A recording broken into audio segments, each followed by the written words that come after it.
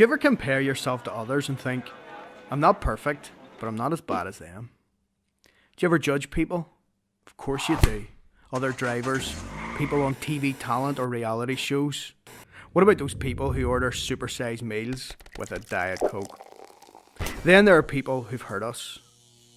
The people that we've fallen out with. Isn't it funny how it's always their fault? As well as judging others, we feel judged too. On the sports field, in the workplace, down the club, in the gym, by other mums if you're a mum, by other dads if you're a dad, by brothers, sisters, parents, partner, friends. It seems like we're always in the dock or under the microscope. Do you ever hear people talk about a judgment day? Imagine yourself before the judge at the very end of time. What do you see? How do you feel? There are a few things that you've done that you'd rather nobody knew about, but you can sweep them under the carpet. There are a few things that you've done and you're really proud of them. If you put everything on the scales, the good would surely outweigh the bad, wouldn't it? There are definitely people out there who are better than us, but there are a whole lot of people out there who are worse, aren't there? You know, you may not be as good as you could be, but you're a lot better than some. If the day of judgment comes, you're pretty sure you'll be okay. You're not that bad. The Bible tells us that the day of judgment will be a reality. And here's the thing. Our lives won't be judged against our mates or neighbours. Our lives won't be judged against the heroes and villains from history. On that day, the only person we will be compared to is Jesus. Our life against his life. This gives us no wriggle room. There is nothing bad to pin on him.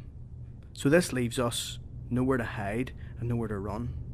There's nothing we can say in our defence. That's the bad news. And it feels bad, doesn't it? But keep listening. There's good news too.